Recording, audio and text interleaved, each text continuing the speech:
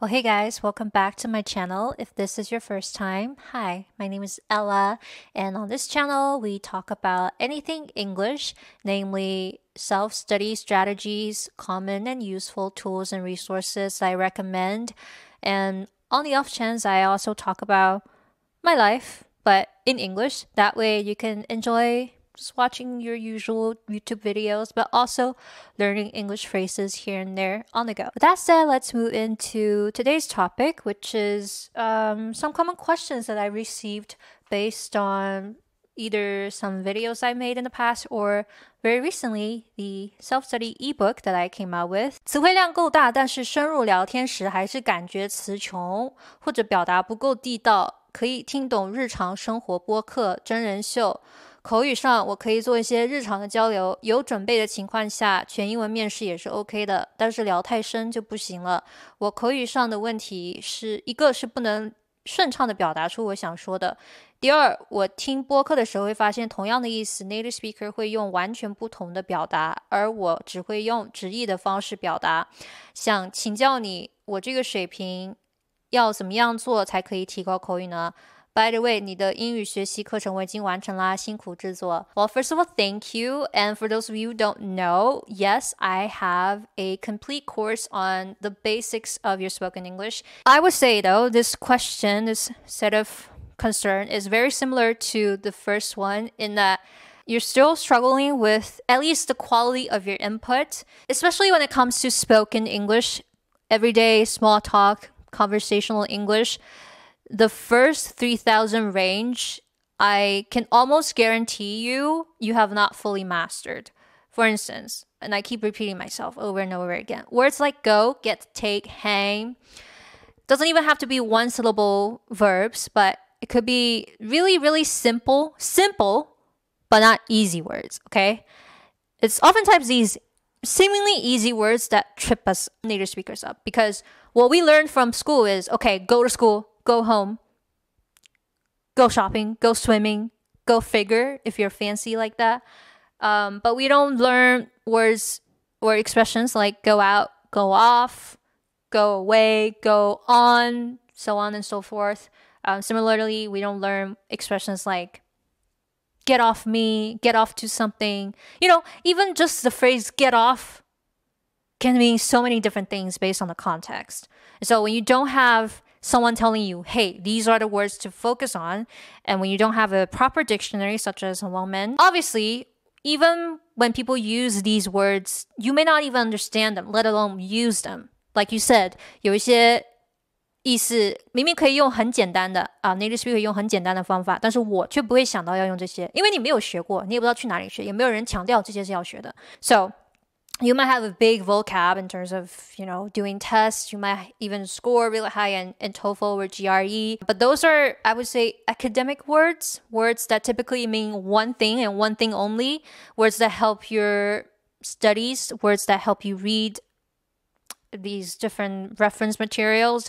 But when it comes to, ironically, when it comes to most common words, the 3,000 range, you have not got the quality down.And so my advice to you is, number one, to pick a language material that's focused on those 3,000 words and use the Longman Dictionary app to fully study them. Again, this time, whenever you run into not necessarily a new word, but an expression like go off, get off, that you're not fully certain of, like you can read a Chinese translation, and if your understanding, your estimate of what this expression means is slightly different from the translation, or the translation doesn't make sense, then take it as a chance to look it up in a dictionary and start taking notes. Develop a habit of taking notes of common expressions, which again, we're not talking about even speaking or writing yourself. We're still accumulating input and focusing on input because we gotta learn how to walk before we even attempt to run, okay? Gotta take baby steps. 感觉词穷，因为你在做词汇量考试的时候，可能他只是问你认不认识这个单词，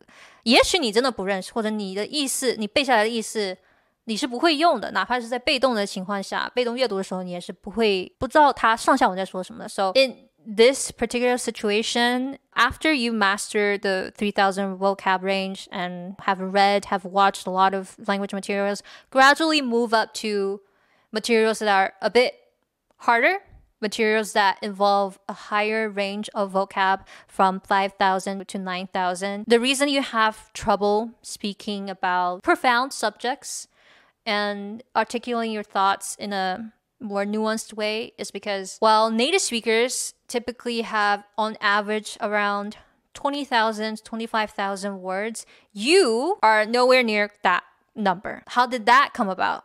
Well, native speakers read more. Ideally, most native speakers. Some of them are illiterate. If you're educated, sufficiently educated, they will have read more books than you can ever imagine. Like, we don't have to catch up to them, mind you, but at least start looking into what they're reading, you know? And take consuming materials more seriously. That's the way that you should be learning vocab, and not by going off a vocab list, or not by even memorizing vocab based on Chinese translation. So that's my answer to your 词穷. It's either the stuff that you were reading is too easy, or you didn't even read all that much, because by your own account, 如果说你词汇量够大的话，理应上是不应该有词穷的, which means that you learned all these words based on vocab list, typically in a short period of time, so you did not even have the chance to see them in context. Usually, if you can see them and understand them in a sentence, you can at least passively use them. It shouldn't result in 词穷. So my advice to you, again, is to read more materials, read more difficult materials. I would advise against making up your own language, be it in writing and or speaking. So when you're translating from Chinese to English, when you're speaking or writing English, this is still pure creative output language. What I want you to do is, first of all, stop learning words in Chinese. Stop using Chinese translation to understand a new word. And instead, I want you to look this word up in a monolingual dictionary such as Lawman Dictionary or Oxford, Cambridge, you name it. Any British company will do. Don't get the American ones. And then fully understand these words in their proper context. This is where you could potentially practice output. By reading the sample sentence and changing a few elements, you know, instead of saying, I am going out with this guy, I've been going out with this guy for a few months, you can say, oh, she's going out with this guy, you know? Changing little elements like that is still original output, but it's conservative enough that you don't make mistakes. The important thing is that you stick to what feels absolutely safe. You don't try to translate from Chinese to English. You don't try to make your own concoction of languages that only you can understand, okay? And yeah, if you absolutely have to write something, be it for homework, or you have a big presentation tomorrow, you have a big occasion that you need to handle, you need to memorize a few one-liners, there's tools out there. You can get a native speaker to correct your pronunciation or correct your grammar mistakes. You can write a speech ahead of time and memorize it down to a T, but that's not real English. That is not a real indication of how good or how bad your English is. Just like with German, obviously I can get on ChatGPT and write a paragraph in English and have ChatGPT translate it into pretty authentic German translation and memorize the translation and then show up in front of my German friends and impress them with my pre-prepared paragraph. But that's not me. That's not my current German level. And I certainly wouldn't have the ability to carry a conversation based on the monologue that I will give. Does that make sense? It makes more sense for someone like the stage that I'm currently in to make sure I'm getting enough German input every single day. I'm reading something in German. I'm watching a German video. I'm picking these words up. I'm looking these words up in a dictionary, making sure I take notes and fully understand how to use this word. And then when I have to go into a conversation, I can focus on comprehension first. I can understand them at face value, word for word, without hesitating, without trying to translate, without questioning myself. And then when they say 10 sentences to me, I can respond with one sentence. That is already good enough for someone that's currently at my level. I'm really heavy on learning how to walk properly and slowly and steadily before I even attempt to run, because I have many students that have run way before they learn how to walk, and now they have to revert back to when they were just a baby. And it feels awkward. It feels embarrassing and debilitating, having to learn basic words again, having to learn basic grammar rules again, having to learn basic pronunciation tips again. But if you want to go far, and if you want to go long, and if you want to be spontaneous and natural and authentic in your conversations, in your speeches, in your writing, that is the way to go about it. Input first. Make sure you had a good dictionary. Make sure you get a notebook. Focus on the 3,000 vocab range. And then slowly over time, you will have a solid output. Okay? In the meantime, there's some gimmicks. You can pick up a few reference books on irregular language. So slang terms, if you're learning American English, focus on American slang. If you're learning British English, focus on British slang. The list goes on.